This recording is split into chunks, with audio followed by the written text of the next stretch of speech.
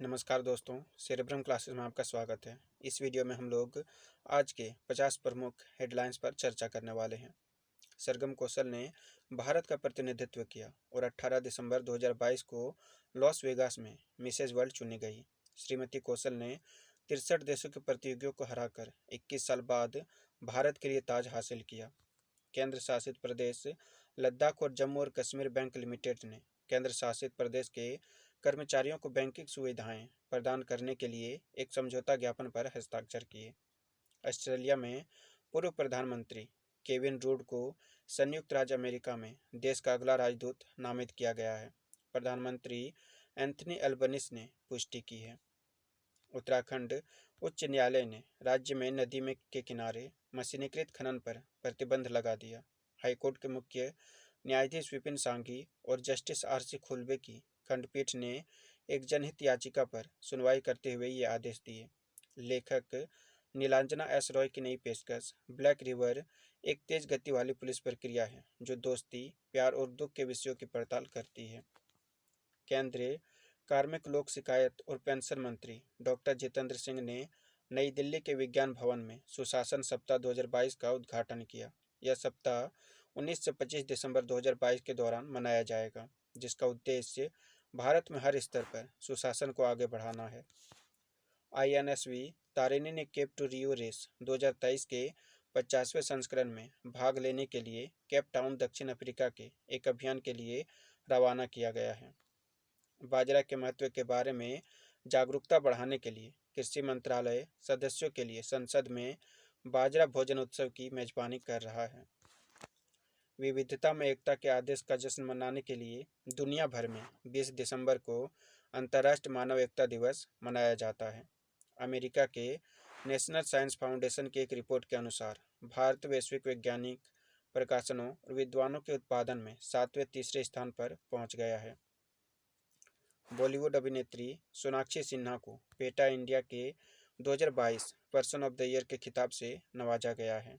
केंद्रीय रेल मंत्री अश्विनी वैष्णव को गति शक्ति विश्वविद्यालय वडोदरा के कुलाधिपति के रूप में राष्ट्रपति श्रीमती द्रौपदी मुर्मू द्वारा नियुक्त किया गया है। भारतीय मूल के लियो वडारकर आयरलैंड के नए प्रधानमंत्री हैं। हार्वर्ड यूनिवर्सिटी के क्लाउडीन गे को पहले श्वेत राष्ट्रपति के रूप में नामित किया गया है।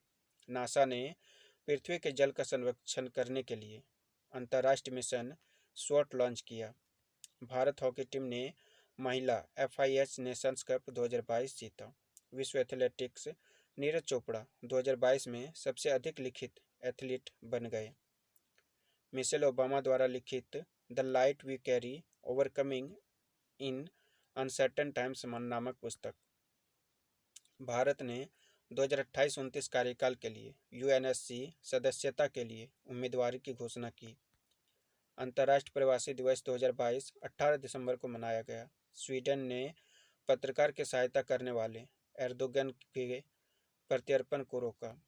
UIDAI भारत के लिए शिकायत निवारण सूचकांक में सबसे ऊपर है।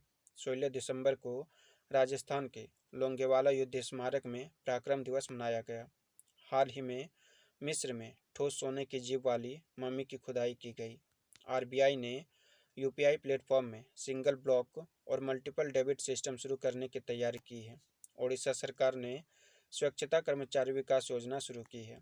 भारत IDBI बैंक खरीदार के लिए कर माफी की योजना बना रहा है। संयुक्त राष्ट्र जैव विविधता मॉन्ट्रियल में सहमत 130 देश 2030 तक 30% ग्रह की रक्षा के लिए सहमत हुए।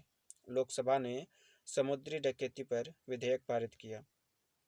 सुप्रीम कोर्ट ने अपने 2 सप्ताह के अंत में 209% निपटान कर दर प्राप्ति की।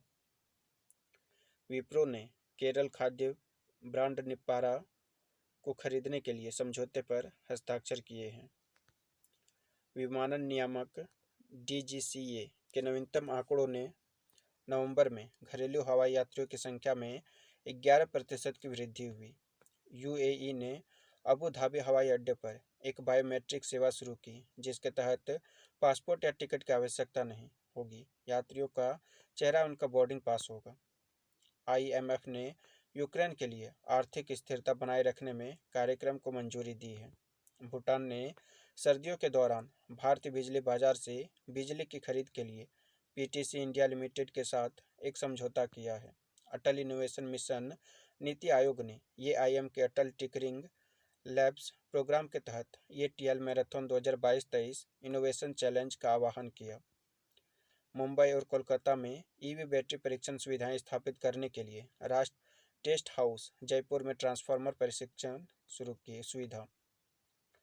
राजस्थान के मुख्यमंत्री अशोक गहलोत ने गरीब परिवारों के लिए प्रतिवर्ष 500 रुपये में 12 गैस सिलेंडर देने की घोषणा की।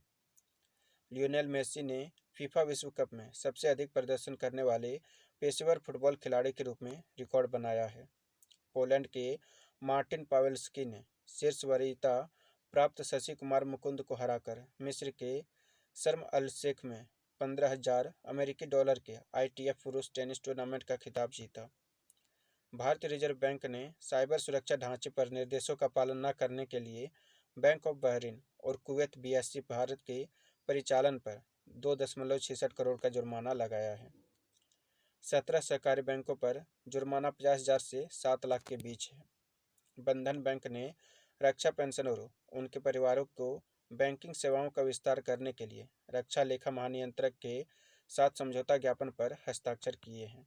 वित्त मंत्री निर्मला सीतारमन ने सूचित किया है कि 2 दिसंबर 2022 तक साक्षी के रूप में प्रचलन में नहीं है और 7.98% की वार्षिक वृद्धि के साथ 31.9 लाख करोड़ रुपए हो गई है।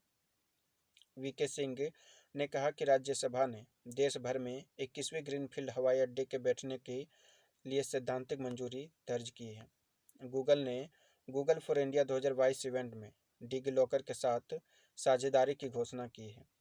अंतर्राष्ट्रीय श्रम संगठन की 17वीं एशिया और प्रशांत क्षेत्रीय बैठक सिंगापुर घोषणा को अपनाने के साथ संपन्न हुई। प्रधानमंत्री मोदी ने अगरतला में प्रधानमंत्री आवास योजना शहरी और ग्रामीण योजनाओं के तहत गृह प्रवेश कार्यक्रम का शुभारंभ किया। हाल ही में लद्दाख को अपना पहला भौगोलिक संकेत टैग उसके रक्त से करपो एप्रिकॉट को मिला है। यूएनईपी ने शीर्ष 10 विश्व बहाली प्रमुख कार्यक्रमों में नमामि गंगे को स्थान दिया है।